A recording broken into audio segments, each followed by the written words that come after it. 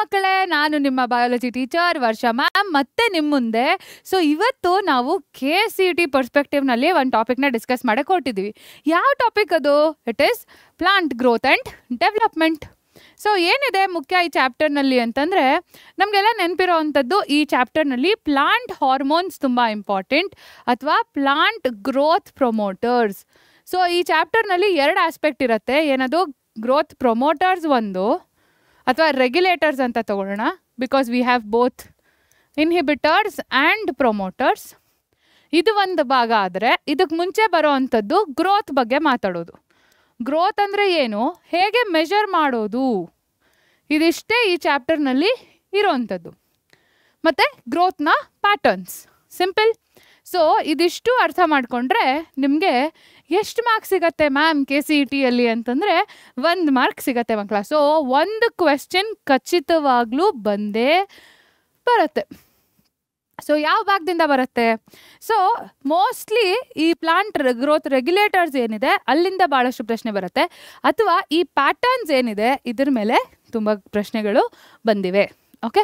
So ಇತ್ತೀಚೆಗೆ around 2024 2025 ಒಂದೊಂದು ಪ್ರಶ್ನೆ ಬಂದಿರೋದು ನಮ್ಮೊಟ್ಟಿಗೆ ನೋಡ್ತಾ ಇದ್ವಿ. ಸೊ ಆ ಕ್ವೆಶ್ಚನ್ಸನ್ನು ಕೂಡ ಇವತ್ತು ಸಾಲ್ವ್ ಮಾಡೋಣ. ಜೊತೆಗೆ ಒಂದು ಸ್ಮಾಲ್ ಬ್ರೀಫ್ ಸಮರಿ ನೋಡೋಣ ಈ ಚಾಪ್ಟರ್ದು. ಅದಾದಮೇಲೆ ಮತ್ತೆ ಇನ್ನೊಂದ್ಸಲ ಸಣ್ಣ ರಿವಿಷನನ್ನು ಮಾಡೋಣ. ಕ್ಲಿಯರ್? ಸೊ ಈ ಚಾಪ್ಟರ್ ಮ್ಯಾಮ್ ಇನ್ ಡೀಟೇಲ್ ನಂಗೆ ಅರ್ಥ ಆಗಬೇಕು, ನಾನು ಫಸ್ಟ್ ಅದನ್ನು ನೋಡಬೇಕು ಅಂತಂದರೆ ಇದೇ ಚಾಪ್ಟರ್ನ 1 ಶಾರ್ಟ್ ವಿಡಿಯೋ ಇದೆ. ಎಲ್ಲಿ ಸಿಗುತ್ತೆ ಮಕ್ಕಳ? PUCET ಪರೀಕ್ಷೆ ಸೈನ್ಸ್ ಯೂಟ್ಯೂಬ್ ಚಾನಲ್ನಲ್ಲಿ 1 ಶಾರ್ಟ್ ವಿಡಿಯೋ ಇದೆ. ಅದನ್ನು ನೋಡಿದ ಮೇಲೆ ಈ ವಿಡಿಯೋ ಬಂದು ನೋಡಿದ್ರೆ ನಿಮ್ಗೆ ಅರ್ಥ ಆಗುತ್ತೆ. ಇಲ್ಲಾಂದರೆ ಇದು ತುಂಬ ಫಾಸ್ಟ್ ಅಂತ ಅನಿಸುತ್ತೆ. ಓಕೆ. ಸೊ ಮ್ಯಾಮ್ ನಾನು ಆಲ್ರೆಡಿ ಓದಿದ್ದೀನಿ, ಒಂದ್ಸಲ ರಿವೈಸ್ ಮಾಡ್ಕೋಬೇಕು ಅಂದರೆ ನೀವು ಸರಿಯಾದ ಜಾಗಕ್ಕೆ ಬಂದಿದ್ದೀರಾ. ಸೊ ಹಾಗಾದರೆ ಶುರು ಮಾಡೋಣವಾ? So first thing, plant growth and development. So ಒಂದು ಸಣ್ಣ ಮೈಂಡ್ ಮ್ಯಾಪ್ ಬಗ್ಗೆ ಡಿಸ್ಕಸ್ ಮಾಡೋಣ ಫಸ್ಟು. ಸೊ ಈ ಕ್ಲಾಸಲ್ಲಿ ಏನೇನು ಮಾಡ್ತೀವಿ, ಫಸ್ಟು ಒಂದು ಮೈಂಡ್ ಮ್ಯಾಪನ್ನು ಡಿಸ್ಕಸ್ ಮಾಡೋಣ. ಅದಾದಮೇಲೆ ಒಂದು ಬ್ರೀಫ್ ಸಮರಿ, ಕೊನೆಯಲ್ಲಿ ನಮ್ಮ PYQs. ಯಾಕೆ ತುಂಬ ಇಂಪಾರ್ಟೆಂಟ್ ಈ PYQs ಅಂತಂದರೆ ಮಕ್ಕಳ, ಸೊ ಈ ಪ್ಯಾಟರ್ನ್ ನಮಗೆ ಗೊತ್ತಾಗುತ್ತೆ ಯಾವ ಥರ ಪ್ರಶ್ನೆ ಬರ್ಬೋದು. ಓಕೆ. ಸೊ PYQs ಯಾಕೆ ಸಾಲ್ವ್ ಮಾಡಬೇಕು ಅಂತಂದರೆ ಮಕ್ಕಳ, ಸೊ PYQs ನೀವು ಸಾಲ್ವ್ ಮಾಡಬೇಕಾದ್ರೆ 2 ವಿಷಯಗಳನ್ನು ನೀವು ಕಲಿಬೋದು. ಒಂದು ಟೈಮ್ ಮ್ಯಾನೇಜ್ಮೆಂಟ್, ಯಾಕೆಂದರೆ KCETನಲ್ಲಿ ಸಮಯ ಭಾಳಷ್ಟು ಕಡಿಮೆ ಇರುತ್ತೆ. ಸೊ ಹೇಗೆ ಮ್ಯಾನೇಜ್ ಮಾಡ್ತೀರಾ? ಸೊ ಫಾರ್ ಎಕ್ಸಾಂಪಲ್ ಕೆಮಿಸ್ಟ್ರಿ ಮತ್ತು ಬಯಾಲಜಿಯಲ್ಲಿ ಲುಕ್ ಆ್ಯಂಡ್ ಟಿಕ್ ಇರುತ್ತೆ, ಅದೇ ಮ್ಯಾಥ್ಸ್ನಲ್ಲಿ ನೀವು ಸಾಲ್ವ್ ಮಾಡಬೇಕಾಗುತ್ತೆ. So first finish look and tick, ಅದಾದಮೇಲೆ ನೀವು ಎಕ್ಸ್ಟ್ರಾ ಟೈಮ್ ಸ್ಪೆಂಡ್ ಮಾಡ್ಬೋದು ಸೊಲ್ಯೂಷನ್ಸ್ ಮಾಡುವಾಗ. ಸೊ ಆ ಥರ ಟೈಮ್ ಮ್ಯಾನೇಜ್ಮೆಂಟ್ ಏನಿದೆ ಅದು ನಿಮಗೆ PYQsಲ್ಲಿ ಬರುತ್ತೆ. ಸೊ ಹಾಗಂತ ಪ್ರತಿ ಸಲ ತೊಗೊಂಡು ಕೂತ್ಕೊಳ್ಳೋದಲ್ಲ. Take one whole question paper. ಈಗ 2024 KCET ಕ್ವೆಶ್ಚನ್ ಪೇಪರ್ ತೊಗೊಂಡು ಕೂರ್ತೀರ. ಅಲ್ಲಿ ನೀವು ಎಷ್ಟು 3 hours ಟೈಮ್ ತೊಗೊಳ್ತೀರಾ? ಇಲ್ಲ, ಅದಕ್ಕಿಂತ ಕಡಿಮೆ ಟೈಮ್ ತೊಗೊಳ್ಬೇಕು ನೀವು. ಸೊ ಟಾರ್ಗೆಟ್ ಸೆಟ್ ಮಾಡ್ಕೊಳ್ಬೇಕು. ಫಸ್ಟು ಜಾಸ್ತಿ ಟೈಮಿಂದ ಶುರು ಮಾಡಿ. ಫಸ್ಟ್ ಟೈಮ್ ಟೈಮರ್ ಏನು ಇಟ್ಕೊಳ್ಬೇಡಿ, just start solving the question paper. Next ಟೈಮಿಂದ ಅದಾದಮೇಲಿಂದ ಸ್ಟಾರ್ಟ್ ಕ್ಯಾಲ್ಕುಲೇಟಿಂಗ್ ಟೈಮ್. ಹಾಗೆ ಆ ಟೈಮ್ನ ಕ್ರಮೇಣ ಕಡಿಮೆ ಮಾಡ್ಕೊಳ್ತಾ ಹೋಗಿ. ಸೊ ಆವಾಗ ನಿಮಗೆ ಟೈಮ್ ಮ್ಯಾನೇಜ್ಮೆಂಟ್ ಅನ್ನೋ ಆಸ್ಪೆಕ್ಟಲ್ಲಿ ತುಂಬ ತುಂಬ ತುಂಬ ಈಸಿ ಆಗುತ್ತೆ KCET exam. Clear? Not only KCET exam, any competitive exam. ನೀಟಲ್ಲಿ ಇನ್ನೂ ಸ್ಟ್ರಿಂಜೆಂಟ್ ಆಗುತ್ತೆ ಅಲ್ವಾ? ಸೊ ಹಾಗೆ ಈ ಪ್ರಾಕ್ಟೀಸನ್ನು ಮಾಡ್ತಾಯಿರಿ. ಸೊ ನಿಮಗೆ ಆ ರಿಸಲ್ಟ್ಸ್ ಆರಾಮಾಗಿ ಕಣ್ಮುಂದೆ ಕಾಣಿಸುತ್ತೆ. ಓಕೆ. ಸೊ ಫಸ್ಟ್ ಥಿಂಗ್ ಈ ಚಾಪ್ಟರ್ನಲ್ಲಿ ಮಾತಾಡೋದು ನಾವು ಅಬೌಟ್ ದ ಗ್ರೋತ್. ಗ್ರೋತ್ ಅಂದರೆ ಏನು? It's an irreversible permanent increase. ಅಂದರೆ ದರ್ ಇಸ್ ನೋ ಚೇಂಜ್. ಅಂದರೆ ಒಂದ್ಸಲ ಉದ್ದ ಆದಮೇಲೆ ಆಗೋಯ್ತು, ಮತ್ತೆ ಕುಳ್ಳ ಆಗೋಕ್ಕಾಗೋದಿಲ್ಲ. So it's an irreversible change. And there are 2 types, indeterminate, determinate. So ನಮ್ಮದ್ರಲ್ಲಿ ಇಟ್ ಇಸ್ ಡಿಟರ್ಮಿನೇಟ್, ಓನ್ಲಿ ಒಂದು ಸರ್ಟನ್ ಏಜ್ವರೆಗೂ ಗ್ರೋತ್ ಆಗುತ್ತೆ. ಆದರೆ ಪ್ಲಾನ್ಸಲ್ಲಿ ಇಟ್ ಇಸ್ ಇಂಡಿಟರ್ಮಿನೇಟ್, ಗ್ರೋತ್ ಆಗ್ತಾನೇ ಇರುತ್ತೆ ಥ್ರೂ ಔಟ್ ಇಟ್ಸ್ ಲೈಫ್. ಯಾಕದು? ಬಿಕಾಸ್ ಆಫ್ ಪ್ರೆಸೆನ್ಸ್ ಆಫ್ ಏನು ಮಕ್ಕಳ? Meristematic tissues. ಸೊ ಈ meristematic cells ಏನಿದ್ದಾವೆ, they are the ones, ಅದು ಯಾವಾಗಲೂ ಡಿವೈಡ್ ಆಗ್ತಾ ಇರುತ್ತೆ, ಅದಕ್ಕೆ ಡಿವೈಡಿಂಗ್ ಕೆಪಾಸಿಟಿ ಇರುತ್ತೆ. ಸೊ ನೀವು ಹೇಳಿ ಕಾಮೆಂಟ್ಸಲ್ಲಿ ಬೇಗ, ಕ್ಯಾರೆಕ್ಟರಿಸ್ಟಿಕ್ಸ್ ಏನು, ಅದರಲ್ಲಿ ಯಾವ ಥರ ಇರುತ್ತೆ ಸೆಲ್ ವಾಲ್ ಮತ್ತು ಸೈಟೋಪ್ಲಾಸಮ್? ಡೆನ್ಸ್ ಆಗಿರುತ್ತಾ ಅಥವಾ ತುಂಬ ಲೈಟ್ ಆಗಿರುತ್ತಾ? ಕಾಮೆಂಟ್ಸಲ್ಲಿ ಹೇಳಿ ನೋಡೋಣ. ಮೆರಿಸ್ಟಮ್ಯಾಟಿಕ್ ಸೆಲ್ಸ್ ನೀವು ಇದನ್ನು ಪ್ಲಾಂಟ್ ಟಿಶ್ಯೂಸ್ ಚಾಪ್ಟರಲ್ಲಿ ಕಲ್ತಿರ್ತೀರಾ, ಮತ್ತು ಅನಾಟಮಿ ಚಾಪ್ಟ್ರಲ್ಲೂ ಒಂದಷ್ಟು ಸಲ ಇದನ್ನು ಹೇಳಿರ್ತೀವಿ ನಾವು. ಕರೆಕ್ಟ್? ಸೊ ಬೇಗ ಕಾಮೆಂಟ್ಸಲ್ಲಿ ತಿಳಿಸಿ ನನಗೆ ಮೆರಿಸ್ಟಮ್ಯಾಟಿಕ್ ಸೆಲ್ಸ್ನ ಫೀಚರ್ಸ್. ಓಕೆ. ಸೊ ನೆಕ್ಸ್ಟ್ ಬರೋ ಅಂಥದ್ದು types of growth. So arithmetic growth ಮತ್ತು geometric growth. So arithmetic growth ಅಂತಂದರೆ ಏನು? ಸೊ ಅರಿಥ್ಮೆಟಿಕ್ ಗ್ರೋತ್ ಅಂತಂದರೆ, ಲೆಟ್ಸ್ ಸೇ ಇಲ್ಲಿ ಒಂದು ಸೆಲ್ ಇದೆ, ಅದು 2 ಸೆಲ್ಲಾಗಿ ಡಿವೈಡ್ ಆಯಿತು. ಓಕೆ. ಆದರೆ ಈ ಸೆಲ್ ಡಿವೈಡ್ ಮುಂದಕ್ಕೆ ಆಗೋದಿಲ್ಲ, ಆದರೆ ಈ ಸೆಲ್ ಮಾತ್ರ ಮುಂದಕ್ಕೆ ಡಿವೈಡ್ ಆಗುತ್ತೆ. ತಿರ್ಗಾ ಈ ಸೆಲ್ ಡಿವೈಡ್ ಆಗಲ್ಲ. ನೆಕ್ಸ್ಟ್ ಈ ಸೆಲ್ ಡಿವೈಡ್ ಆಗ್ತಾ ಹೋಗುತ್ತೆ. Let's say 1 2 only cell 2 will divide, 3 4 only 4 will divide, ಮತ್ತು ಇದು ಡಿವೈಡ್ ಆಗಲ್ಲ, ಇಲ್ಲಿ 5. ಸೊ ಇಲ್ಲೇನಾಯಿತು, ಒಂದು ಜನರೇಷನಲ್ಲಿ ಒಂದು ಸೆಲ್ ಮಾತ್ರ ಬರ್ತಾ ಇದೆ. ಸೊ ಈ ಸೆಲ್ಸ್ ಏನಾಗ್ತಾ ಇದೆ, ಅದು ಡಿವೈಡ್ ಆಗಲ್ಲ, they do not divide. So ಇಲ್ಲೇನಾಗ್ತಾ ಇದೆ, ಒಂದೇ ಸೆಲ್ ಬರ್ತಾ ಇದೆ. ಆದರೆ ಇಲ್ಲೇನಾಗ್ತಾ ಇದೆ, ಒಂದು ಸೆಲ್ ಇತ್ತು, 2 ಆಯಿತು, ಈ 2 4 ಆಯಿತು, ಕರೆಕ್ಟ್. ಸೊ ಈ ಥರ ಆದಾಗ ಗ್ರೋತ್ ಏನಾಗುತ್ತೆ, ಇಟ್ ಈಸ್ ಎಕ್ಸ್ಪೋನೆನ್ಷಿಯಲ್. ಇಲ್ಲಿ ಇಟ್ ಈಸ್ ಎಕ್ಸ್ಪೋನೆನ್ಷಿಯಲ್, ಆದರೆ ಇಲ್ಲಿ ಇಟ್ ಈಸ್ ಅರಿಥಮೆಟಿಕ್. APGP ಗೊತ್ತಲ್ಲ, ಅರಿಥಮೆಟಿಕ್, ಇಲ್ಲಿ ಜಿಯೋಮೆಟ್ರಿಕ್ ಅಥವಾ ಎಕ್ಸ್ಪೋನೆನ್ಷಿಯಲ್ ಗ್ರೋತ್. ಓಕೆ. ಸೊ ಇಲ್ಲೇನಾಗ್ತಾ ಇದೆ, 2 ಇರೋದು, ಇದು ಮತ್ತೆ ಡಿವೈಡ್ ಆಗಕ್ಕೆ ಕಂಟಿನ್ಯೂ ಆಗುತ್ತೆ. ಕ್ಲಿಯರ್. ಸೊ ಈ ಥರ ಆದಾಗ ಏನಾಗುತ್ತೆ, the number of cells gradually ತುಂಬ ಜಾಸ್ತಿ ಆಗಿಬಿಡುತ್ತೆ. ಕ್ಲಿಯರ್. ಅಲ್ಲಿ ಸೆಲ್ ನಂಬರ್ ಮೇಂಟೈನ್ ಆಗುತ್ತೆ. ಸೊ ಯಾಕಿದು ಅಂತಂದರೆ, ಈ ಸೆಲ್ಸ್ ಏನಿರುತ್ತೆ ಅದು ಡಿಫ್ರೆನ್ಷಿಯೇಟ್ ಆಗಿಬಿಡುತ್ತೆ. ಡಿಫ್ರೆನ್ಸಿಯೇಷನ್ ಅಂದರೆ ಏನು, ಒಂದು ಸ್ಪೆಸಿಫಿಕ್ ಫಂಕ್ಷನ್ ಮಾಡೋದಕ್ಕೆ ಅದು ಡಿಫ್ರೆನ್ಷಿಯೇಟ್ ಆಗುತ್ತೆ. ಅಂದರೆ ಈಗ ಫಾರ್ ಎಕ್ಸಾಂಪಲ್ ನಾನು MBBS ಮಾಡಿದ್ರೆ ನಾನು ಡಾಕ್ಟರ್ ಆಗ್ಬೋದು, ಎಂಜಿನಿಯರಿಂಗ್ ಮಾಡಿದ್ರೆ I can work in IT. So ನಾನು ಸ್ಪೆಷಲೈಸ್ ಮಾಡ್ಕೋತಾ ಇದ್ದೀನಿ ಒಂದು ಫಂಕ್ಷನ್ ಮಾಡೋಕ್ಕೆ. ಫಾರ್ ಎಕ್ಸಾಂಪಲ್ ನ್ಯೂರಾನ್ಸ್, ಅದು ಸಿಗ್ನಲ್ ಟ್ರಾನ್ಸ್ಡಕ್ಷನ್ ಆಗಬೇಕು. ಸೊ ಅದಕ್ಕೆ ಡೆಂಡ್ರೈಟ್ಸ್ ಇರಬೇಕು, ಆಕ್ಸಾನ್ ಇರಬೇಕು, ಅದಕ್ಕೆ ಸೈಟೋಪ್ಲಾಸಮ್ ಇರಬೇಕು. ಸೊ ಆಲ್ ದ್ಯಾಟ್ ಅದು ಡಿಫ್ರೆನ್ಷಿಯೇಟ್ ಆಗಿಬಿಟ್ಟಿರುತ್ತೆ ಆ ಫಂಕ್ಷನ್ ಮಾಡೋದಕ್ಕೆ. ಸೊ ಹಾಗೇ ಇಲ್ಲೂ ಡಿಫ್ರೆನ್ಸಿಯೇಷನ್ ಆಗಿಬಿಡುತ್ತೆ. ಸೊ ಅದು ಡಿವೈಡ್ ಆಗಲ್ಲ, ಇಲ್ಲಿ it goes on for division. Okay. So arithmetic growth, geometric growth. So ನೀವು ಅರಿಥಮೆಟಿಕ್ ಗ್ರೋತ್ ನೋಡಿದಾಗ ಗ್ರಾಫ್ ಹೇಗಿರುತ್ತೆ, 1 minute 1 cell. So it is a straight line. 2 minutes 2 cells, 3 minutes 3 cells, 4 minutes 4 cells. So ಅದು ಒಂದು straight line. ಮತ್ತು calculate ಮಾಡೋದಕ್ಕೆ LT ಅಂತ ತೊಗೊಂಡ್ರೆ L0 plus RT. ಈ R ಏನದು, it is the growth rate. Growth rate ಅಂತಂದರೆ ಏನು, ಎಷ್ಟು ಒಂದು ನಿಮಿಷದಲ್ಲಿ ಎಷ್ಟು ಗ್ರೋತ್ ಆಗಿರುತ್ತೆ ಅಥವಾ ಆ ಯೂನಿಟ್ ಟೈಮಲ್ಲಿ ಎಷ್ಟು ಗ್ರೋತ್ ಆಗಿರುತ್ತೆ ಅನ್ನೋದು it is the growth rate. Okay. ಇಲ್ಲಿ in case of exponential growth ಏನಾಗುತ್ತೆ, ಆ ಗ್ರಾಫ್ ಏನಿದೆ it is a J shaped graph. ಅಂದರೆ ಇಲ್ಲಿ ಕಡಿಮೆ ಇರುತ್ತೆ, ಶೂಟಪ್ ಆಗಿಬಿಡುತ್ತೆ. ಯಾಕೆ, ನಂಬರ್ಸ್ ಎಕ್ಸ್ಪೊನೆನ್ಷಿಯಲಿ ಜಾಸ್ತಿ ಆಗ್ತಾ ಇದೆ. ಸೊ ಅದನ್ನು ಹೇಗೆ ರೆಪ್ರೆಸೆಂಟ್ ಮಾಡ್ತೀವಿ, W0 ಇಂಟು e⁻ RT. ಅಂದರೆ ಲಾಗ್ ತೊಗೊಳ್ತೀವಿ, because it is in growing in exponents in the exponential form. So ಇದು ಅದರ formula. Clear, no doubt. So ಇದು ಅರಿಥಮೆಟಿಕ್ ಗ್ರೋತ್ ಮತ್ತು ದ ಜಿಯೋಮೆಟ್ರಿಕ್ ಗ್ರೋತ್, ಇದು 2 ಅದರ ಗ್ರಾಫ್ಸ್. ಸೊ ನೆಕ್ಸ್ಟ್ ಬರೋವಂಥದ್ದು, ಸೊ ಅರಿಥಮೆಟಿಕ್ ಗ್ರೋತ್ ಬಗ್ಗೆ ಮಾತಾಡಿದ್ವಿ, ಜಿಯೋಮೆಟ್ರಿಕ್ ಗ್ರೋತ್ ಬಗ್ಗೆ ಮಾತಾಡಿದ್ವಿ, ಸಿಗ್ಮಾಯ್ಡ್ ಕರ್ವ್ ಬಗ್ಗೆ ಕೂಡ ಮಾತಾಡಿದ್ವಿ. Next phases of growth. So dividing phase ಯಾವಾಗಲೂ ಮೆರಿಸ್ಟಮ್ಯಾಟಿಕ್ ಸೆಲ್ಸ್ ಇರುತ್ತೆ. ಎಲಾಂಗೇಷನ್ ಫೇಸ್ ಮತ್ತು ಮೆಚುರೇಷನ್ ಫೇಸ್. ಸೊ ಎಲಾಂಗೇಷನ್ ಫೇಸಲ್ಲಿ ಈಗ ಸೆಲ್ಸ್ ಇನ್ಕ್ರೀಸ್ ಬೈ ನಂಬರ್ ಅಥವಾ ಬೈ ಸೈಜ್.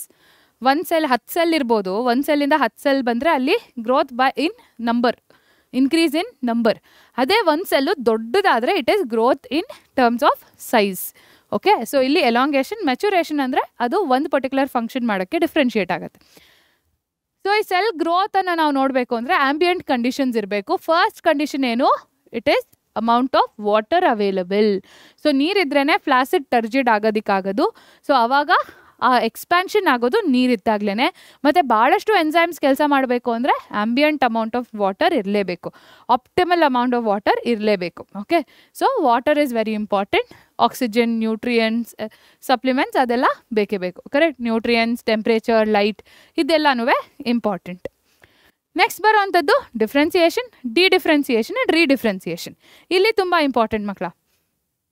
ಡಿಫ್ರೆನ್ಸಿಯೇಷನ್ ಅಂದರೆ ಏನು, ಒಂದು ಸ್ಪೆಸಿಫಿಕ್ ಫಂಕ್ಷನ್ ಪರ್ಫಾರ್ಮ್ ಮಾಡೋದಕ್ಕೆ ಅದು ಡಿಫ್ರೆನ್ಷಿಯೇಟ್ ಆಗೋದು. ಫಾರ್ ಎಕ್ಸಾಂಪಲ್ ಕಾರ್ಕೆಂಬಿಯಮ್ ಅಥವಾ take vascular cambium for example. Okay, vascular cambium, that will become xylem. Or phloem. So ಈಗ ವಾಟರ್ ಟ್ರಾನ್ಸ್ಪೋರ್ಟ್ಗೆ ಹೆಲ್ಪ್ ಮಾಡಬೇಕು, ಸೊ ಝೈಲಮ್ ಆಯಿತು, ಅದು ಝೈಲಮ್ ಸೆಲ್ಸ್ ಆಯಿತು. ಸೊ ಈ ಪ್ರಾಸೆಸನ್ನು ನಾವು ಡಿಫ್ರೆನ್ಸಿಯೇಷನ್ ಅಂತ ಕರಿತೀವಿ. ಆದರೆ ಪ್ಲಾಂಟ್ಸ್ನಲ್ಲಿ ಇನ್ನೊಂದು ಪ್ರಾಸೆಸ್ ಕೂಡ ಆಗುತ್ತೆ, ಏನದು dedifferentiation. From this it can become cambium. So for example humans ಒಂದು ಎಕ್ಸಾಂಪಲ್ ಕೊಡಬೇಕು ಅಂದರೆ ಸ್ಟೆಮ್ ಸೆಲ್ಸ್. ಸೊ ಸ್ಟೆಮ್ ಸೆಲ್ಸ್ಗೆ ಯಾವ ಸೆಲ್ ಆಗೋದಕ್ಕಾದರೂ ಕೆಪಾಸಿಟಿ ಇರುತ್ತೆ, ಆದರೆ ಅದನ್ನು ಡಿಡಿಫ್ರೆನ್ಷಿಯೇಟ್ ಮಾಡೋದು ಭಾಳ ಕಷ್ಟ. ಹ್ಯೂಮನ್ ಬಾಡಿಯಲ್ಲಿ ಅದಾಗೋದಿಲ್ಲ. ಅದೇ ಪ್ಲಾಂಟ್ಸ್ನಲ್ಲಿ ಆ ಡಿಡಿಫ್ರೆನ್ಸಿಯೇಷನ್ ತುಂಬ ಈಸಿಯಾಗಿ ಆಗುವಂಥ process. So it becomes dedifferentiated. So ಇಲ್ಲಿ ಡಿವೈಡಿಂಗ್ ಕೆಪಾಸಿಟಿ ಬರುತ್ತೆ, ಮತ್ತು ಇಲ್ಲಿ ಡಿವೈಡಿಂಗ್ ಕೆಪಾಸಿಟಿ ಇರೋದಿಲ್ಲ. ಸೊ ಈ ಪ್ರಾಸೆಸನ್ನು ನಾವು ಡಿಡಿಫ್ರೆನ್ಸಿಯೇಷನ್ ಅಂತ ಹೇಳ್ತೀವಿ. ಸೊ ಈ ಡಿಡಿಫ್ರೆನ್ಷಿಯೇಟ್ ಆಗಿ ಮತ್ತೆ it can differentiate. Okay, so for example cork ಅಥವಾ okay, let's take this cambium to xylem. Differentiation. Xylem to cambium, dedifferentiation. So redifferentiation can happen ಮತ್ತೆ ಅದು ಝೈಲಮೇ ಆಗ್ಬೋದು, ಅಥವಾ it can become some other cell, some other XYZ, some parenchyma or some sclerenchyma. ಏನೋ ಒಂದು ಈ ಎರಡೂ ಡೈರೆಕ್ಷನಲ್ಲೂ ರಿಡಿಫ್ರೆನ್ಷಿಯೇಷನ್ ಆಗ್ಬೋದು. ಅಂದರೆ ಅದೇ ಸೇಮ್ ಸೆಲ್ ಕೂಡ ಫಾರ್ಮ್ ಆಗ್ಬೋದು, ಅಥವಾ it can become a different cell all together. So ಇದೇ ಆಗಬೇಕು ಅಂತ ಏನಿಲ್ಲ. ಝೈಲಮಿಂದ ಕೇಂಬಿಯಮ್ ಆಯಿತು, ಕೇಂಬಿಯಮಿಂದ ಝೈಲಮ್ ಎಲಿಮೆಂಟೇ ಆಗಬೇಕು ಅನ್ನೋ ಹಾರ್ಡ್ ಆ್ಯಂಡ್ ಫಾಸ್ಟ್ ರೂಲ್ ಇಲ್ಲ. It can change. Simple, easy. Okay, so next one. So ಇದೇ ಎಕ್ಸಾಂಪಲನ್ನು ಇಲ್ಲಿ ಮತ್ತೆ ಸೆಲ್ಸಲ್ಲಿ ಹಾಕಿದ್ದೀನಿ. ಸೊ ನೆಕ್ಸ್ಟ್ ಬರುವಂಥದ್ದು development, some growth and differentiation. So development ಅಂದರೆ ಏನು, ಗ್ರೋತ್ ಅಂದರೆ ಏನು? ಗ್ರೋತ್ ಅಂದರೆ increase in size or increase in number. ಆ ಗ್ರೋತ್ ಆಗಿ ಪ್ಲಸ್ ಅಲ್ಲಿ ಡಿಫ್ರೆನ್ಸಿಯೇಷನ್ ಕೂಡ ಆಗಿದೆ ಅಂದರೆ it is development. Growth plus differentiation. So ಎರಡೂ ಆಗಬೇಕು, ಅದು ದೊಡ್ಡದು ಆಗಬೇಕು, ಮತ್ತು ಒಂದು ಸ್ಪೆಸಿಫಿಕ್ ಫಂಕ್ಷನ್ ಮಾಡುವಷ್ಟು ಕೆಪಾಸಿಟಿ ಕೂಡ ಬರಬೇಕು. So that is development. Next, it is controlled by intrinsic and extrinsic factors. Extrinsic factors ಯಾವ್ದು ನಾವು ಲಿಸ್ಟ್ ಮಾಡಿದ್ವಿ, ಟೆಂಪ್ರೇಚರು, ವಾಟರು, ಆಕ್ಸಿಜನ್ನು, ಅದೆಲ್ಲ ಎಕ್ಸ್ಟ್ರೆನ್ಸಿಕ್ ಫ್ಯಾಕ್ಟರ್ಸ್. ಇಂಟ್ರೆನ್ಸಿಕ್ ಫ್ಯಾಕ್ಟರ್ಸ್ ಏನು? There are hormones, those are called PGRs. ಅದ್ರ ಬಗ್ಗೆ ಮತ್ತಷ್ಟು ಮಾತಾಡೋಣ. ಅದಕ್ಕಿಂತ ಮುಂಚೆ ಒಂದು ಸಣ್ಣ ಕಾನ್ಸೆಪ್ಟ್ ಇದೆ, ಏನದು? ಪ್ಲಾಸ್ಟಿಸಿಟಿ. ಅಂದರೆ ಈ ಯಂಗ್ ಮತ್ತು ಅಡಲ್ಟ್ ಸ್ಟೇಜ್ನಲ್ಲಿ ಸ್ಟ್ರಕ್ಚರ್ಸ್ ಬೇರೆ ಬೇರೆ ಥರ ಇರುತ್ತೆ. For example frog, tadpole. ಯಾರಾದರೂ ಫಸ್ಟ್ ಟೈಮ್ ಟ್ಯಾಡ್ಪೋಲ್ನ ತೋರಿಸಿದಾಗ ಡೆಫಿನೆಟ್ಲಿ ಅವ್ರು ಒಪ್ಕೊಳ್ಳೋದೇ ಇಲ್ಲ, ಫ್ರಾಗ್ದು ಯಂಗ್ ಒನ್ ಹೀಗಿರತ್ತಾ ಅಂತ. ಸೊ ಹಾಗೆಯೇ ಇಲ್ಲೂ ಸಹ we see that the ability to form different structures. For example coriander ಅಂದರೆ ಕೊತ್ತಂಬರಿ ಸೊಪ್ಪಲ್ಲಿ ನೀವು ನೋಡಿದಾಗ ಚಿಕ್ಕವಾಗಿದ್ದಾಗ ಈ ಥರ ಇರುತ್ತೆ, ದೊಡ್ಡದಾದಮೇಲೆ it will show a structure like this ರಫ್ಲಿ. ಅಂದರೆ ತುಂಬ ಚಿಕ್ಕದಾಗಿರುತ್ತೆ, ದೊಡ್ಡವರಾದಾಗ ಸ್ಟ್ರಕ್ಚರ್ ತುಂಬ ಡಿಫ್ರೆಂಟಾಗಿ ಕಾಣಿಸುತ್ತೆ. ಇನ್ನು ಒಂದು ಎಕ್ಸಾಂಪಲಲ್ಲಿ ಟೆರೆಸ್ಟ್ರಿಯಲ್ ಕೇಸಲ್ಲಿ ಇಟ್ ಲುಕ್ಸ್ ಡಿಫ್ರೆಂಟ್, ಅದೇ ಅಕ್ವಾಟಿಕ್ ಸಿಚುವೇಷನ್ನಲ್ಲಿ ಅದು ಬೇರೆ ಥರನೇ ಸ್ಟ್ರಕ್ಚರ್ಗಳು ತೋರಿಸುತ್ತೆ. ಓಕೆ, ಸೊ ಆ ಥರ ಆ ಸ್ಟ್ರಕ್ಚರಲ್ ಡಿಫ್ರೆನ್ಸಸ್ ಹೇಗಾಗತ್ತೆ, ಆ ಪ್ರಾಸೆಸ್ ಏನು, ಆ ಎಬಿಲಿಟಿಯನ್ನು ಏನಂತ ಕರಿತೀವಿ. ಸೊ ಆ ಡಿಫ್ರೆಂಟ್ ಫಾರ್ಮ್ಸ್ ಮಾಡುವಂಥ ಕೆಪಬಿಲಿಟಿಯನ್ನು ನಾವು ಪ್ಲಾಸ್ಟಿಸಿಟಿ ಅಂತ ಕರಿತೀವಿ. ಆ ಪ್ರಾಸೆಸನ್ನು ಅಂದರೆ ಎರಡು ಸ್ಟ್ರಕ್ಚರ್ಸ್ ಇರೋದ್ರಿಂದ ವಿ ಕಾಲ್ ಇಟ್ ಹೆಟ್ರೋಫಿಲಿ. ಹೆಟ್ರೋಫಿಲಿ ಅಂದರೆ ಎರಡು ಸ್ಟ್ರಕ್ಚರ್ಸ್ ಇದೆ, ಅಂದರೆ ಎರಡು ಥರ ಸ್ಟ್ರಕ್ಚರ್ಸನ್ನು ಫಾರ್ಮ್ ಮಾಡುತ್ತೆ. ಆ ಪ್ರಾಸೆಸ್, ಆ ಎಬಿಲಿಟಿಯನ್ನು ನಾವು ಪ್ಲಾಸ್ಟಿಸಿಟಿ ಅಂತ ಕರಿತೀವಿ. ಓಕೆ, ಸೊ ಇದನ್ನು ಸಹ ನಾವು ಪ್ಲಾಂಟ್ಸಲ್ಲಿ ನೋಡ್ಬೋದು. ಓಕೆ, ಆ್ಯನಿಮಲ್ಸಲ್ಲಿ ನಾವು ಅದನ್ನು ಮೆಟಮಾರ್ಫಿಸಿಸ್ ಅಂತ ಕೂಡ ಕರಿತೀವಿ. ಫ್ರಮ್ ಯಂಗ್ ಒನ್ ಅಂದರೆ ಲಾರ್ವೆ ಟು ಬಟರ್ಫ್ಲೈ, ಅದು ಕಕೂನ್ ಮಾಡಿಕೊಂಡು ಕಲರ್ಫುಲ್ಲಾಗಿ ಆಚೆ ಬರುತ್ತೆ. ಕರೆಕ್ಟ್. ಸೊ ಅದನ್ನು ನಾವು ಮೆಟಮಾರ್ಫಿಸಿಸ್ ಅಂತೀವಿ. ಇಲ್ಲಿ there is change in the structure. Okay, so ಅದನ್ನು ಪ್ಲಾಸ್ಟಿಸಿಟಿ ಅಥವಾ ಹೆಟ್ರೋಫಿಲಿ ಅಂತ ಹೇಳ್ತೀವಿ. ಸೊ ಪ್ಲಾಂಟ್ ಗ್ರೋತ್ ರೆಗ್ಯುಲೇಟರ್ಸಲ್ಲಿ ಎರಡು ಥರ. ಏನದು? It can okay, so plant growth ರೆಗ್ಯುಲೇಟರ್ಸಲ್ಲಿ PGRs ಐದರ್ ಅದು ಗ್ರೋತನ್ನು ಪ್ರಮೋಟ್ ಮಾಡ್ಬೋದು, ಅವ್ರು ಯಾರು? ಪ್ರಮೋಟರ್ಸ್. ಗ್ರೋತನ್ನು ಇನ್ಹಿಬಿಟ್ ಕೂಡ ಮಾಡ್ಬೋದು, ಇನ್ಹಿಬಿಟರ್ಸ್. ಪ್ರಮೋಟರ್ಸ್ ಎಕ್ಸಾಂಪಲ್ ಏನು? Auxins,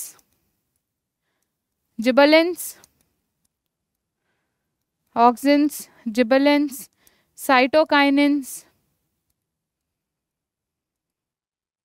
cytokinins. ಇಲ್ಲಿ ಇಬ್ಬರು ಎಕ್ಸಾಂಪಲ್ ಬರ್ತಾರೆ. ಯಾರದು? ಎಥಿಲೀನ್. It's a gas. ಮತ್ತು ABA, ಆಬ್ಸಿಸಿಕ್ ಆಸಿಡ್. ಸೊ ಇದು ಎರಡು they inhibit the growth. They are antagonistic. Okay.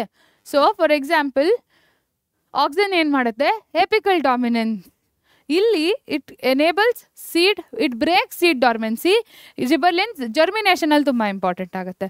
ಆದರೆ abscisic acid they are involved in ಆ ಡಾರ್ಮೆನ್ಸಿ ಪ್ರಾಸೆಸನ್ನು ಇನಿಷಿಯೇಟ್ ಮಾಡೋದಕ್ಕೆ.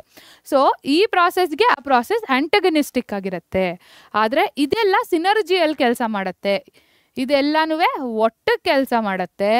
ಇದು ಎರಡು ಆಪೋಸಿಟಲ್ಲಿ ಕೆಲಸ ಮಾಡುತ್ತೆ. Okay. So it is not always ಒಂದು ಹಾರ್ಮೋನ್ ಒಂದು ಫಂಕ್ಷನ್. ಸೊ ಇವೆಲ್ಲ ಒಟ್ಟಿಗೆ ಬಂದು ಕೂಡ ಗ್ರೋತನ್ನು ಪ್ರಮೋಟ್ ಮಾಡುತ್ತೆ. ಸೊ ಇದನ್ನು ನಾವು ಸಿನರ್ಜಿ ಅಂತ ಹೇಳ್ತೀವಿ. ಆ ಆಂಟಗನಿಸ್ಟಿಕ್ ಫಂಕ್ಷನ್ ಅಂದರೆ ಅದು ಒಂದಕ್ಕೊಂದು ಆಪೋಸಿಟ್ ಆಗಿ ಕೆಲಸ ಮಾಡುತ್ತೆ. ಸೊ ಅದರ ಕೆಲಸಗಳನ್ನು ನೋಡೋಣವಾ? First one, auxins. ಆಕ್ಸಿನ್ಸಲ್ಲಿ ಎಪಿಕಲ್ ಡಾಮಿನೆನ್ಸ್. ಹಾಗಂದ್ರೆ ಏನು? ಸೊ ನಮಗೆ ಎಪಿಕಲ್ ಬಡ್ ಇರುತ್ತೆ, ಲ್ಯಾಟ್ರಲ್ ಬಡ್ ಇರುತ್ತೆ. ಸೊ ಲ್ಯಾಟ್ರಲ್ ಬಡ್ಡಲ್ಲಿ ಗರ್ತ್ ಜಾಸ್ತಿ ಆಗುತ್ತೆ, ಅಗಲ ಜಾಸ್ತಿ ಆಗುತ್ತೆ. ಎಪಿಕಲ್ ಬಡ್ಡಲ್ಲಿ ಉದ್ದ ಜಾಸ್ತಿ ಆಗುತ್ತೆ. ಸೊ ಆಕ್ಸಿನ್ ಇದ್ದರೆ ಆ ಅಗಲ ಜಾಸ್ತಿ ಆಗಲ್ಲ, ಉದ್ದ ಜಾಸ್ತಿ ಆಗುತ್ತೆ. ಸೊ ಅಪೆಕ್ಸಲ್ಲಿ ಗ್ರೋತು ಡಾಮಿನೇಟ್ ಮಾಡುತ್ತೆ. So that is apical dominance. It promotes parthenocarpy. So parthenocarpy ಅಂತಂದರೆ ಏನು? ಫರ್ಟಿಲೈಸೇಷನ್ ಆಗದಿರಾ it forms the fruit. Then comes rooting. And ಅದನ್ನು ಹರ್ಬಿಸೈಡ್ ಆಗಿ ಕೂಡ ಯೂಸ್ ಮಾಡ್ತಾರೆ ಸೆಲೆಕ್ಟಿವ್ ಆಗಿ. ನೆಕ್ಸ್ಟ್ ಬರೋವಂಥದ್ದು ಜಿಬರ್ಲಿನ್ಸ್. ಸೊ ಜಿಬರ್ಲಿಕ್ ಆ್ಯಸಿಡ್ ಅದು ಸ್ಟೆಮ್ ಎಲಾಂಗೇಷನಿಗೆ ತುಂಬ ಹೆಲ್ಪ್ ಮಾಡುತ್ತೆ. ಸೊ ಇಲ್ಲಿ ಹೈಟ್ ಆಫ್ ದ ಸ್ಟೆಮ್, ಇಲ್ಲಿ ರೂಟ್ ಫಾರ್ಮೇಷನಲ್ಲಿ ಹೆಲ್ಪ್ ಆಗ್ತಾ ಇದೆ, ಇಲ್ಲಿ ಸ್ಟೆಮ್. ಮತ್ತು ಬಾಲ್ಟಿಂಗ್ ಅಂದರೆ ಆ ರೋಸೆಟ್ ಫಾರ್ಮೇಷನ್. ನೀವೀಗ ಕ್ಯಾಬೇಜನ್ನು ನೋಡಿರ್ಬೋದು, ಅದು ಬೆಳೆದಾಗ ಅದ್ರ ಸುತ್ತಲೂ ಹೀಗೆ ಅದರ ಎಲೆಕೋಸು, ಎಲೆಗಳು ಹೇಗೆ ಅರೇಂಜ್ ಆಗಿರುತ್ತೆ ಅದನ್ನು ನೋಡಿದಾಗ ಇಟ್ ಈಸ್ ಅ ಬ್ಯೂಟಿಫುಲ್ ರೋಸೆಟ್. ಅಂದರೆ ಹೀಗಿರುತ್ತೆ ಇದ್ರ ಸುತ್ತಲ ಹೀಗೆ ಕರೆಕ್ಟ್, ಹಿಂಗೆ ಸುತ್ತಲೂ ಈ ಥರ ಎಲೆಗಳಿರುತ್ತೆ. ಸೊ ಇದು ರೋಸೆಟ್ ಫಾರ್ಮೇಷನ್. ಇದು ಯಾರು ಹೆಲ್ಪ್ ಮಾಡ್ತಾರೆ? It is seen because of the gibberellic acid. Next ಬರೋವಂಥದ್ದು fruit size and fruit ripening. Fruit ripening mostly ethylene, ಇಲ್ಲಿ ಫ್ರೂಟ್ ಸೈಜ್. ಫಾರ್ ಎಕ್ಸಾಂಪಲ್ ಆ್ಯಪಲ್ನ ಸೈಜ್ ಏನಿದೆ, ಆ ಶೇಪ್, ನಾವು ಆ್ಯಪಲ್ದು ಶೇಪ್ ಏನು ನೋಡ್ತೀವಿ. ಫಾರ್ ಎಕ್ಸಾಂಪಲ್ ನಾವು ತೊಗೊಳಕ್ಕೆ ಹೋದಾಗಲೂ ಕೂಡ ಅಷ್ಟೇ, we observe the shape. So that is very important. ಅದು ಯಾರು ಹೆಲ್ಪ್ ಮಾಡ್ತಾರೆ? Gibberellic acid. ನೆಕ್ಸ್ಟ್ ಬರೋವಂಥದ್ದು ಸೈಟೋಕೈನಿನ್ಸ್. ಸೊ ಸೈಟೋಕೈನಿನ್ಸ್ ತುಂಬ ಇಂಪಾರ್ಟೆಂಟ್. ಏನು? Cell division. They help in cell division and they delay senescence. So ಆಕ್ಸಿನ್ಸಲ್ಲಿ ಏನಾಗುತ್ತೆ? ಓಲ್ಡರ್ ಲೀವ್ಸ್ ಎಲ್ಲ ಬಿದ್ದೋಗೋದಕ್ಕೆ ಆಕ್ಸಿನ್ಸ್ ಹೆಲ್ಪ್ ಮಾಡುತ್ತೆ. ಓಕೆ. ಅದೇ ಆ ಫ್ರೂಟ್ಸನ್ನು ಒಂದು ಸ್ವಲ್ಪ ಹೊತ್ತು ಹೋಲ್ಡ್ ಮಾಡ್ಕೊಳ್ಬೋದು. ಆಕ್ಸಿನ್ಸ್ ಇದ್ದರೆ ಒಂದು ಸ್ವಲ್ಪ ಹೊತ್ತು ಹೋಲ್ಡ್ ಮಾಡ್ಕೊಳ್ಬೋದು. ಬಟ್ ಓಲ್ಡ್ ಮೆಚೂರ್ ಇರೋದೆಲ್ಲ ಬಿದ್ದು ಹೋಗುತ್ತೆ ಆಕ್ಸಿನ್ ಇದ್ರೂ ಸಹ. ಆದರೆ ಸೈಟೋಕೈನಿನ್ಸ್ ಏನು ಮಾಡುತ್ತೆ? ಆ ಸೆನೆಸೆನ್ಸನ್ನು ಸ್ವಲ್ಪ ಡಿಲೇ ಮಾಡುತ್ತೆ. ಓಕೆ. ದೆನ್ ಇದು ಉಲ್ಟಾ, ಇಲ್ಲಿ it helps in overcoming apical dominance. ಅಂದರೆ ಎಪಿಕಲ್ ಡಾಮಿನೆನ್ಸ್ ಇಲ್ಲಿ ಆಂಟಗನಿಸ್ಟಿಕ್ ಆಗಿ ಕೂಡ ವರ್ಕ್ ಮಾಡ್ತಾ ಇದೆ. Auxin, cytokinin they are antagonistic. ಇಲ್ಲೇನಾಗ್ತಿದೆ? ಇಲ್ಲಿ ಎಪಿಕಲ್ ಡಾಮಿನೆನ್ಸ್ ಪ್ರಮೋಟ್ ಮಾಡ್ತಾ ಇದೆ, ಇಲ್ಲಿ ಎಪಿಕಲ್ ಡಾಮಿನೆನ್ಸ್ ಇಲ್ಲ, ಲ್ಯಾಟ್ರಲ್ ಡಾಮಿನೆನ್ಸನ್ನು ಪ್ರಮೋಟ್ ಮಾಡ್ತಾ ಇದೆ. ಸೊ ಯಾವಾಗಲೂ ಪ್ರಮೋಟರ್ ಸಿನರ್ಜಿಯಲ್ಲಿ ಇರ್ತಾರೆ ಅಂತ ಹೇಳೋದಕ್ಕೆ ಆಗಲ್ಲ. There can be antagonistic behaviour. ಅವರ ಮಧ್ಯಗಳಲ್ಲಿ ಕೂಡ ಮಿಸ್ಅಂಡರ್ಸ್ಟ್ಯಾಂಡಿಂಗ್ಸ್ ಇರಬಹುದು. ಸೊ ಕೆಲವು ಸಲ ಈ ಥರ ವರ್ಕ್ ಆಗುತ್ತೆ. ನೆಕ್ಸ್ಟ್ ಎಥಿಲೀನ್ನ ಫಂಕ್ಷನ್ ಏನು? ಫ್ರೂಟ್ ರೈಪನಿಂಗ್ ಮತ್ತು senescence and abscission. So ripening, for example ಈಗ ಯಾವುದಾದ್ರೂ ಒಂದು ಹಣ್ಣನ್ನು ತೊಗೊಂಡ್ರೆ ನೀವು ಗಮನಿಸಿರ್ಬೋದು, ಅದು ಕಾಯಿದ್ದಾಗ ಗ್ರೀನ್ ಇರುತ್ತೆ. ಫಾರ್ ಎಕ್ಸಾಂಪಲ್ ರಾ ಬನಾನಾ ಅಥವಾ ಮ್ಯಾಂಗೋ, ಅದು ಫುಲ್ ಗ್ರೀನ್ ಇರುತ್ತೆ. ಅಲ್ಲಿ ಪೆಕ್ಟಿನ್ ಇರುತ್ತೆ ಅದರ ಮೆಂಬ್ರೇನಲ್ಲಿ. ಈ ಎಥಿಲೀನ್ ಕಾನ್ಸಂಟ್ರೇಷನ್ ಜಾಸ್ತಿ ಆದಾಗ ಆ ಪೆಕ್ಟಿನ್ ಏನಾಗುತ್ತೆ? ಪೆಕ್ಟಿನೇಸ್ ಎನ್ಸೈಮ್ ಬಂದು ಅದನ್ನು ಡಿಗ್ರೇಡ್ ಮಾಡೋಕ್ಕೆ ಶುರು ಮಾಡುತ್ತೆ. ಆವಾಗ ಅದು ಇಟ್ ಸ್ಟಾರ್ಟ್ಸ್ ರೈಪನಿಂಗ್, ಸಾಫ್ಟ್ ಆಗ್ತಾ ಹೋಗುತ್ತೆ. ಸೊ ಯಾರು ಹೆಲ್ಪ್ ಮಾಡೋದು? It is ethylene gas. Okay. Then comes abscisic acid. ಇದು it's a stress hormone. Stress ಇದ್ದಾಗ ಆ ಡಾರ್ಮೆನ್ಸಿಗೆ ಅದು ಪ್ರಮೋಟ್ ಮಾಡುತ್ತೆ. So gibberellins they aid in germination, very important. Okay. ಆದರೆ ಆಪ್ಸಿಸಿಕ್ ಆಸಿಡ್ ಏನು ಮಾಡುತ್ತೆ, ಅದು ಡಾರ್ಮೆನ್ಸಿಯನ್ನು ಪ್ರಮೋಟ್ ಮಾಡುತ್ತೆ. ಯಾವ ಕಂಡೀಷನ್ಸ್ನಲ್ಲಿ? ಯಾವಾಗ ಎನ್ವಿರಾನ್ಮೆಂಟಲ್ ಕಂಡೀಷನ್ಸ್ ಸರಿಗಿರಲ್ವೋ, ಯಾವಾಗ ತುಂಬ ಹಾರ್ಶ್ ಕಂಡೀಷನ್ಸ್ ಇರುತ್ತೋ ಆವಾಗ ಇಟ್ ಪ್ರಮೋಟ್ಸ್ ಡಾರ್ಮೆನ್ಸಿ. ಸೊ ಈಗ ಸದ್ಯಕ್ಕೆ ಸರೌಂಡಿಂಗ್ ಸರಿಗಿಲ್ಲ, ಬೇಡ ಜರ್ಮಿನೇಟ್ ಆಗೋದು, the plant might die. So ಇನ್ನೊಂದು ಸ್ವಲ್ಪ ಮುಂದಕ್ಕೆ ತಳ್ಳೋಣ, let it be more dormant. ಅದಾದಮೇಲೆ ಯಾವಾಗ ಎನ್ವಿರಾನ್ಮೆಂಟಲ್ ಕಂಡೀಷನ್ಸ್ ಎಲ್ಲ ಸೆಟಲ್ ಆಗುತ್ತೋ ಆವಾಗ ಜರ್ಮಿನೇಷನನ್ನು ಪ್ರಮೋಟ್ ಮಾಡ್ಬೋದು. ಆವಾಗ ಯಾರು ಬೇಕು? ಜಿಬಲಿನ್ಸ್. ಸೊ ಇನ್ ಬ್ರೀಫ್ ಇದ್ದು ಪ್ಲಾಂಟ್ ಗ್ರೋತ್ ರೆಗ್ಯುಲೇಟರ್ಸ್ನ ಫಂಕ್ಷನ್. ಸೊ ಪ್ರೊಮೋಟರ್ಸ್ ಯಾವ್ಯಾವು? Auxins, gibberellins, cytokinins. ಮತ್ತು ಇನ್ಹಿಬಿಟರ್ಸ್ ಯಾವ್ದ್ಯಾವುದು? Ethylene and abscisic acid. Okay, clear? ನಾನು ತುಂಬ ಬ್ರೀಫಲ್ಲಿ ಈ ಚಾಪ್ಟರ್ನ ಸಮರಿ ಹೇಳಿದ್ದೀನಿ ಮಕ್ಕಳ. ಸೊ ಇನ್ನೂ ಕ್ಲಿಯರ್ ಎಕ್ಸ್ಪ್ಲನೇಷನ್ ಬೇಕು, ಎಲ್ಲ ಅರ್ಥ ಮಾಡ್ಕೋಬೇಕು. ಪ್ಲಾಂಟ್ ಗ್ರೋತ್ ರೆಗ್ಯುಲೇಟರ್ಸ್ ಟೈಪ್ಸ್ ಯಾವ್ದು, ಆರ್ಟಿಫಿಷಿಯಲಿ ಸಿಂಥಸೈಸ್ಡ್ ಯಾವುದು, ನ್ಯಾಚುರಲ್ ಯಾವುದು, ಅದನ್ನೆಲ್ಲ ತಿಳ್ಕೊಬೇಕು ಅಂದರೆ ಒನ್ ಶಾರ್ಟ್ ವಿಡಿಯೋನ ತಪ್ಪದೆ ನೋಡಬೇಕು. ಸೊ ಕ್ವೆಶನ್ಸನ್ನು ಸಾಲ್ವ್ ಮಾಡೋಣ ಈಗ. ಸೊ ಮೊದಲನೇ ಪ್ರಶ್ನೆ 2025 ಬಂದಿರುವಂಥ ಪ್ರಶ್ನೆ, match the plant growth hormone with suitable chemical derivative. So ಈ ಹಾರ್ಮೋನ್ಸನ್ನು ಸಿಂಥೆಟಿಕಲಿ ಸಿಂಥಸೈಸ್ ಮಾಡ್ತಾ ಇದ್ದೀವಿ ಅಂತಂದರೆ ಲ್ಯಾಬ್ಸಲ್ಲಿ ಕೂಡ ಅದನ್ನು ಸಿಂಥಸೈಸ್ ಮಾಡ್ತಾ ಇದ್ದೀವಿ. So first one abscisic acid, gibberellins, kinetin, auxin. Auxin ಅಂತೂ ಆರಾಮಾಗಿ ಗೊತ್ತಿರುತ್ತೆ, ಏನದು? Indole acetic acid which is IAA. So D is 2. Nice, 2 option ಇದೆ, ಇದು 2 ರೂಲ್ ಔಟ್ ಆಯಿತು. Okay, next one gibberellins which is an adenine derivative. Kinetin is the adenine derivative. So C is 1. ಸೊ ಇಲ್ಲಿ ನೋಡಿ, ಸಿ ಇಸ್ 1, ಒಂದೇ option which is A. So the right answer here is A. Shall we check the answer? It is A. So ಯಾವಾಗಲೂ ನೆನ್ಪಿಟ್ಕೊಳ್ಳಿ, kinetin is the one which is adenine derivative. ಆದರೆ kinetin ಏನಿದೆ, that is a type of cytokinin. It is a cytokinin. Okay, next gibberellins ಏನಾಗುತ್ತೆ? Gibberellins are terpenes. Okay, gibberellins are terpenes and abscisic acid is a carotenoid derivative. So ಇದೆಲ್ಲ ಸ್ವಲ್ಪ memory based type of questions, but ಇಲ್ಲಿ ನಿಮಗೆ IAA ಅಂತೂ ಆರಾಮಾಗಿ ನೆನಪಿರುತ್ತೆ ಅಲ್ವಾ? So indole acetic acid, auxin ಯಾವಾಗಲೂ, ಕೈನೆಟಿನ್ ಯಾವಾಗಲೂ ನೆನ್ಪಿಟ್ಕೊಳ್ಳಿ, it is for the adenine derivative. Okay, so ಇದು 2 ಪಾಯಿಂಟ್ಸ್ ನೆನಪಿದ್ರೆ ಈ ಆನ್ಸರನ್ನು ನೀವು ಡೈರೆಕ್ಟಾಗಿ ಚೂಸ್ ಮಾಡ್ಬೋದು. You don't have to worry about abscisic acid ಮತ್ತು ಜಿಬಲಿನ್ಸ್. ಬಟ್ ಸ್ಟಿಲ್ ನಿಮ್ಗೆ ಅದು ಗೊತ್ತಿರಬೇಕು, which is a terpenoid or and a derivative of adenine or a carotenoid derivative. So ನೆನ್ಪಿಟ್ಕೊಳ್ಳೋದು ತುಂಬ ಇಂಪಾರ್ಟೆಂಟ್. ಕ್ಲಿಯರ್? ಸೊ ಇದು 2025 ಮೋಸ್ಟ್ ರೀಸೆಂಟಾಗಿ ಬಂದಿರುವಂಥ ಪ್ರಶ್ನೆ. ನೆಕ್ಸ್ಟ್ ಬಂದಿರುವಂಥದ್ದು 2024ನಲ್ಲಿ. Auxins promote apical dominance, gibberellins promote what? Adventitious shoot formation, closure of stomata, accelerate abscission and bolting. So ನಾನು ಹೇಳಿದ್ದೆ ಯಾವುದು ಇದು ಕ್ಲಾಸಿಕ್ ಎಕ್ಸಾಂಪಲ್ ಫಾರ್ ಬಾಲ್ಟಿಂಗ್. ಯಾವುದದು? ಹೆಲೆಕೋಸ್ನ ಎಕ್ಸಾಂಪಲ್ ಕೊಟ್ಟಿದ್ದು.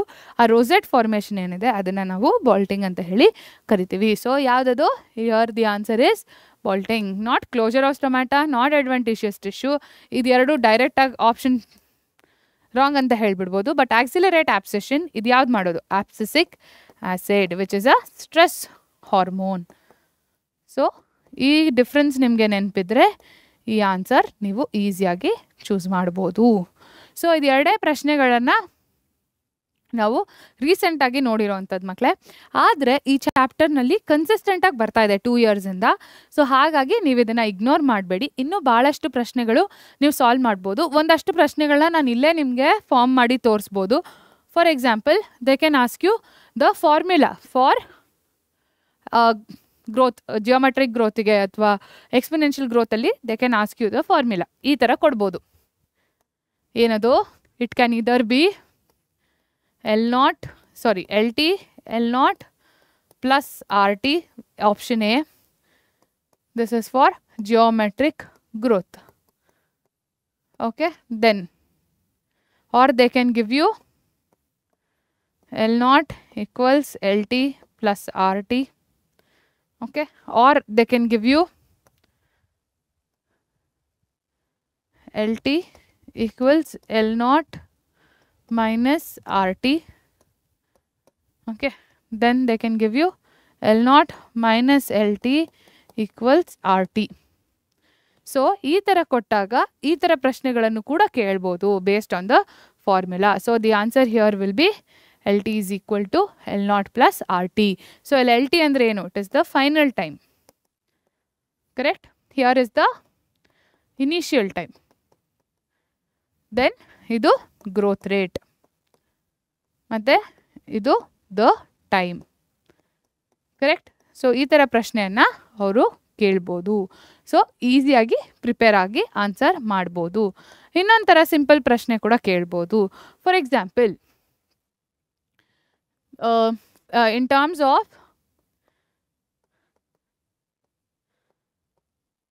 relative and absolute growth,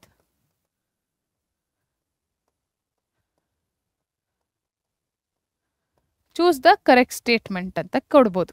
okay, so ಇಲ್ಲಿ we have to choose the correct statement.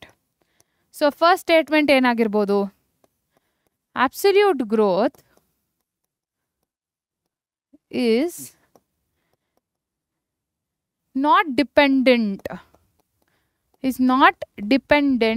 on the initial growth. ಇದು ಒಂದು statement ಆಯಿತು. Okay, second one, absolute growth can never be equal to relative growth. Okay, third one. Okay, absolute growth can never be equal to relative growth. Absolute growth is not dependent on the initial growth. Then relative growth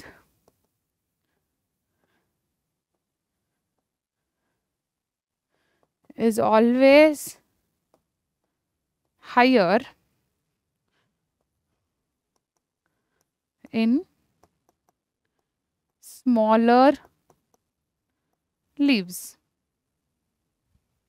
Okay, then D,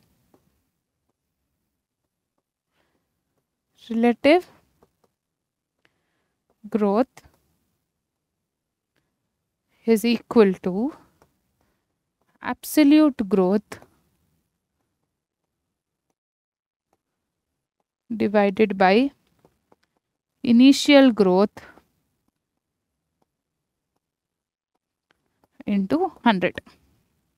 so ಈ ಪ್ರಶ್ನೆಯನ್ನು ಸರಿಯಾಗಿ ಓದಿ ಆನ್ಸರನ್ನು comment ಸೆಕ್ಷನಲ್ಲಿ post ಮಾಡೋದು ಮರಿಬೇಡಿ. So let's see ಎಷ್ಟು ಜನ ಈ ಆನ್ಸರನ್ನು ಕರೆಕ್ಟಾಗಿ ಹೇಳ್ತೀರಾ, ಎಷ್ಟು ಜನಕ್ಕೆ ಈ ಆಬ್ಸಲ್ಯೂಟ್ ಗ್ರೋತ್ ಮತ್ತು ರಿಲೇಟಿವ್ ಗ್ರೋತ್ ಬಗ್ಗೆ ಕಾನ್ಸೆಪ್ಟ್ ಅರ್ಥ ಆಗಿದೆ ಅಂತ. ಓಕೆನಾ? ಸೊ ನಾನು ನಿಮ್ಮ ಆನ್ಸರ್ಗೋಸ್ಕರ ಕಾಯ್ತಾ ಇರ್ತೀನಿ. ಆದಷ್ಟು ಬೇಗ ನೀವು ಅದನ್ನು ಪೋಸ್ಟ್ ಮಾಡಿ. ಓಕೆನಾ? ಸೊ ಇಲ್ಲಿಗೆ ನಮ್ಮ ಈ KSET ಕ್ಲಾಸ್ ಮುಗೀತು. ಸೊ ಇವತ್ತು ನಾವೇನೇನು ಡಿಸ್ಕಸ್ ಮಾಡಿದ್ವಿ? ಒಂದು ಬ್ರೀಫ್ ಸಮರಿ ಡಿಸ್ಕಸ್ ಮಾಡಿದ್ವಿ, ಒಂದು ಮೈಂಡ್ ಮ್ಯಾಪ್ ಡಿಸ್ಕಸ್ ಮಾಡಿದ್ವಿ, ಮತ್ತು 2 PYQಗಳನ್ನು ಡಿಸ್ಕಸ್ ಮಾಡಿದ್ವಿ. ಸೊ ಮಗಳೇ, ಇದನ್ನು ಇಗ್ನೋರ್ ಮಾಡಬೇಡಿ. 2 ಕ್ವೆಶ್ಚನ್ ಇದೆ ಅಲ್ಲ ಮ್ಯಾಮ್ ಅಂದರೆ, ಬಟ್ ಕನ್ಸಿಸ್ಟೆಂಟಾಗಿ 2 ವರ್ಷನೂ ಬಂದಿರುವಂಥದ್ದು. 2021 ಸಹ ಒಂದು ಪ್ರಶ್ನೆ ಬಂದಿರೋದು ಉಂಟು ಮಕ್ಕಳ. ಸೊ ಅಲ್ಲೂ ರಿಪೀಟೆಡ್ ಕೈಂಡ್ ಆಫ್ ಕ್ವೆಶ್ಚನ್ ಅಂತ ಇತ್ತು. ಮ್ಯಾಚ್ ದ ಫಾಲೋಯಿಂಗ್ ಆ ಥರ ಕ್ವೆಶ್ಚನ್ಸೇ ಬಂದಿರೋದ್ರಿಂದ ಸೊ ಹಾಗಾಗಿ ಕ್ವೆಶ್ಚನ್ಸ್ ಬರುತ್ತೆ. So relative growth, absolute growth is a major chunk. ಪ್ರಶ್ನೆ ಬರ್ಬೋದು, ಒಂದು ಸ್ವಲ್ಪ ಟ್ರಿಕಿ ಮಾಡಿ ಕೇಳ್ಬೋದು. ಸೊ ಹಾಗಾಗಿ ಲೆಟ್ಸ್ ಬಿ ಮೋರ್ ಪ್ರಿಪೇರ್ಡ್. ಅರ್ಥ ಆಯ್ತಾ? ಸೊ ನಿಮ್ಮ ಸಾಧನೆ ನಮ್ಮ ಗೆಲುವು, ನಿಮ್ಮೊಟ್ಟಿಗೆ ನಾವು ಸದಾ ಇರ್ತೀವಿ. ನಿಮ್ಮ ಡೌಟ್ಸ್ ಏನೇ ಇದ್ರೂ ಪೋಸ್ಟ್ ಮಾಡಿ. ದಯವಿಟ್ಟು ನಮ್ಮ PUC ಪರೀಕ್ಷೆ ಸೈನ್ಸ್ ಚಾನಲನ್ನು ಸಬ್ಸ್ಕ್ರೈಬ್ ಮಾಡೋದು ಮರಿಬೇಡಿ. ಮತ್ತು ಇದೇ ಥರ ಕ್ಲಾಸಸ್ ಬೇಕು, ನಿಮ್ಗೆ ಇಂಟ್ರೆಸ್ಟಿಂಗ್ ಅನಿಸ್ತಾ ಇದೆ ಅಂದರೆ ನಿಮ್ಮ ಫ್ರೆಂಡ್ಸ್ಗೂ ಸಹ ಹೇಳಿ ಮತ್ತು ನಮಗೂ ತಿಳಿಸಿ. ಸೊ ಹಾಗಾಗಿ ನೀವು ತಿಳಿಸಿದಾಗ ನಿಮ್ಮ ಮುಂದೆ ಮತ್ತೆ ನಾವು ಬರ್ತಾ ಇರ್ತೀವಿ. Thank you, bye, see you.